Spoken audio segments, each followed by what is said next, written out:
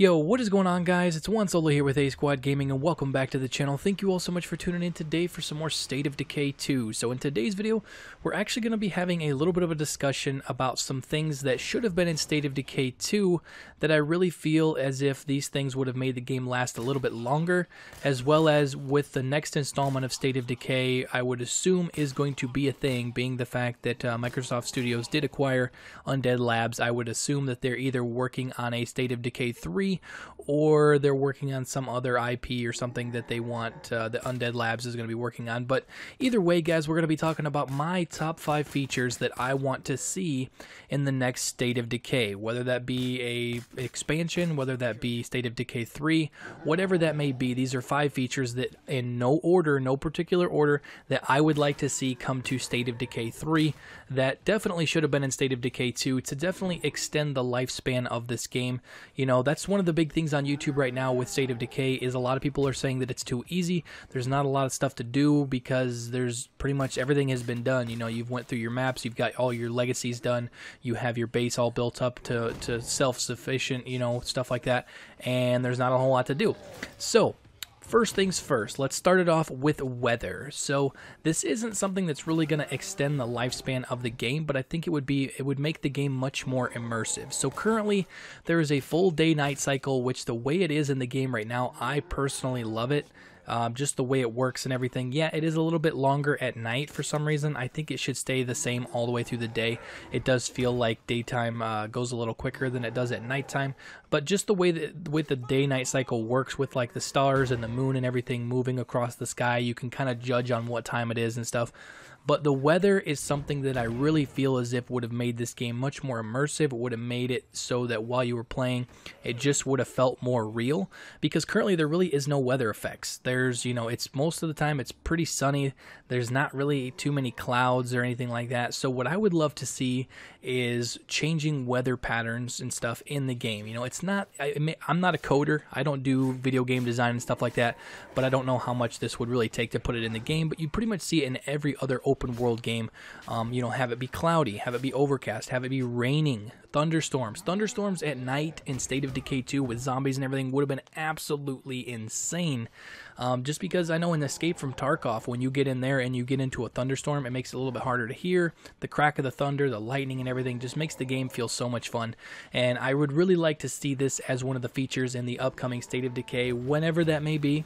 I just think this is a feature that really needs to be in the game to make it feel a little bit more immersive and make it a little bit more enjoyable for the long haul. So next is going to be weapon customization. So in the game currently, you can only swap out like your barrel attachment. So you can either put a suppressor on it, you can put a compensator, you know, on some weapons and stuff like that, makeshift suppressor, professional suppressor and stuff. But for the most part, weapon customization is not there whatsoever.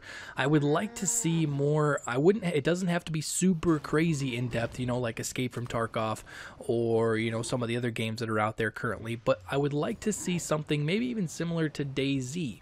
You know, you can put a few different attachments and stuff on your weapons. You can put, you know, ACOGs, you can put suppressors, you can put, you know, grips and, you know, bipods and stuff like that. And I think this would just kind of add to the character customization, I guess you could say. That's something else that we're going to be talking about here in just a second. But just being able to customize things on your character with weapons, you know, for that standpoint, you know, it's something that in the game currently you find a weapon. Yeah, there's different tiers and stuff that different weapons have different magazine sizes. They have different attachments and stuff like that. But I would like to see them basically, you would find a base gun. All the guns in the game are base guns, and then you can occasionally find a rare weapon that has some cool attachments, but you can take those attachments off and swap them out on different weapons and stuff. I just think that would be something that would add to the game. It would add more customization. It would add more things for the character to do, you know, finding different weapons, finding different attachments, building different weapons and stuff with those attachments and stuff. And I would really like to see this as one of the features in the next State of Decay.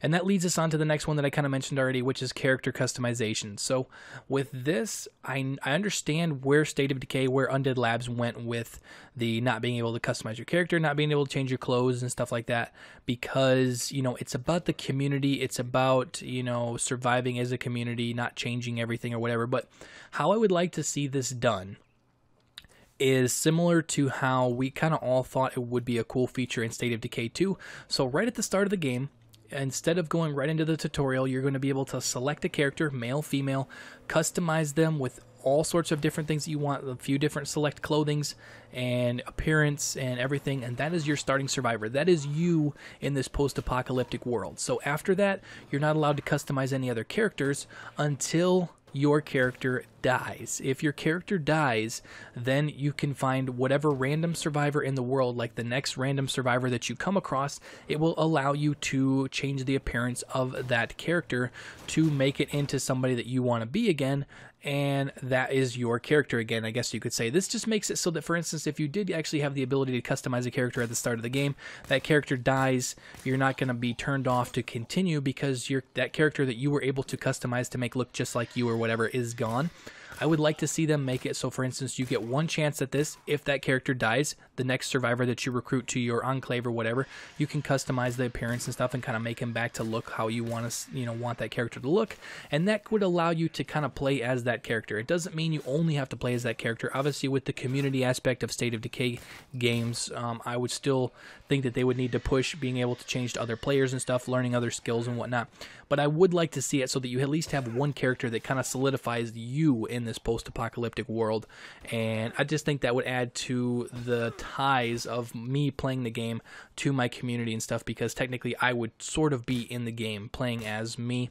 But that's just my opinion on that topic. But also, one of the other mechanics that we're going to be talking about here is more in-depth base building. So don't get me wrong. The way the base building is in State of Decay 2 is really, really cool. I think there's a few features that they had in State of Decay 1 that they pulled, which I would like to see come back, like, for instance, boarding up windows and stuff, barricading your stuff in houses and whatnot. I think that would be a cool feature, even if, for instance, even if it's not a base. You're on the run, you got a bunch of zombies or something behind you, you can jump into a house, and if you have some materials and whatnot on you, say you have a rucksack of building materials, you can board up some windows with that rucksack of building materials, and help kind of fend off the zombies or whatever like that. But I would like to see, instead of having like these static bases where, for instance, it's a certain base in a house or whatever, that is the only place you can build a base, I would love to see it where you could basically build a base, a small base, even like a base camp or something, and then kind of move around the map. Similar to how you could, I guess you could say in DayZ, you could set up a few tents and a campfire and stuff like that. Something along those lines. If you wanted to be like a lone wolf player or solo player, you could kind of set up a little base camp, heal your character, whatever, and then move on, pack up your base camp and move it. Or, for instance, if you wanted to actually have a full base in a different location other than just like a house, you're going to have to spend extra materials to fortify it. For instance, obviously, if you did like for a rural police station, there's perimeter walls, there's a building, there's an armory, all that good stuff. But if, for instance, you wanted to build a base like out in the woods or something, you would obviously have to require more materials to have that security. Obviously, you'd have to put up walls, put up fences, whatever. You'd have to gather materials for that and customize your base that way. I just think that for the playthrough of State of Decay 2, the base feature that was in the game was really cool. Being able to build farms, armories, all that cool things in the base. But I would like to see a little bit more base customization with that, being able to kind of put up a base wherever you saw fit. And because especially, like, for instance, I want to say it was Meager Valley, there was that big lake, and then out in that lake there was a little island that had a couple little campsites on it and stuff.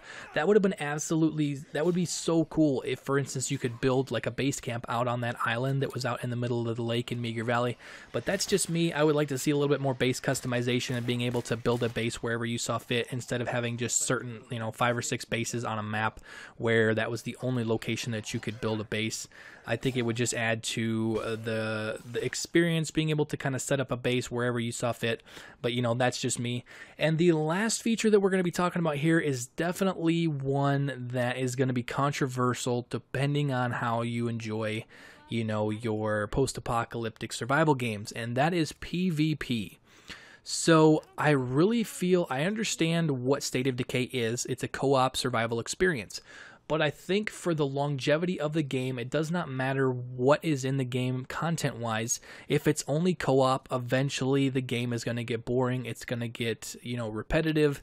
There is no way around that. For instance, if you had a PvP similar to DayZ, DayZ's been in early access for 5 years, and people still play the crap out of that game because of the PvP, because of the encounters, because you can loot up some stuff, go out in the open world or whatever, run into a character, and you don't know if that character is going to be friendly. You don't know if that character is going to be hostile. You don't know if they're going to just kill you and try to take all your stuff, or they're going to say, hey, let's go to the airfield or something and loot up together. That way, if we go up against somebody else, we'll have more than one person.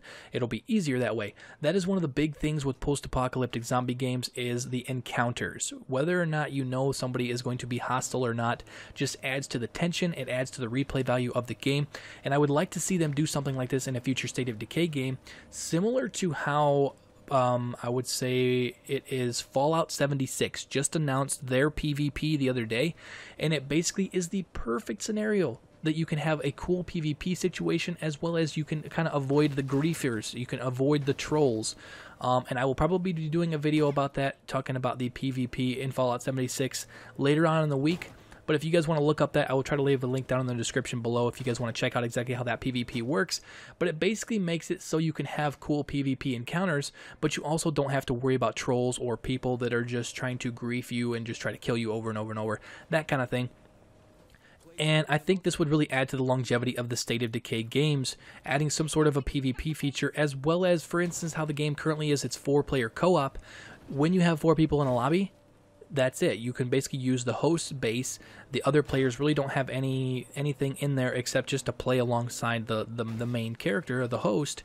And I would really like to see, with that being said, some PvP or whatever, being able to have multiple bases on multiple, on the same map if you have different characters on the map. That would just be something that I think would add to this game. This is a lot of things that it's definitely going to take a lot of work to do, but I think if you instituted all of these features, it would really add to the longevity of the game. Instead of the game kind of burning out in a couple months and waiting on new content, I really think this is something that in the long run would definitely help State of Decay live on 6 months to a year, 2 years, 3 years. Obviously there's still a lot of people that play the original State of Decay, and I just think this would add up some different things, and it would definitely add to the longevity, mix it up a bit. And I do understand that State of Decay kind of is its own thing. It's the co-op survival game out there, but being the fact that State of Decay 2 really got boring, at least for me and a few other people that I've definitely seen talking about this thing, I think these features would definitely add to the immersion, add to the character, in-depth things in the game, as well as longevity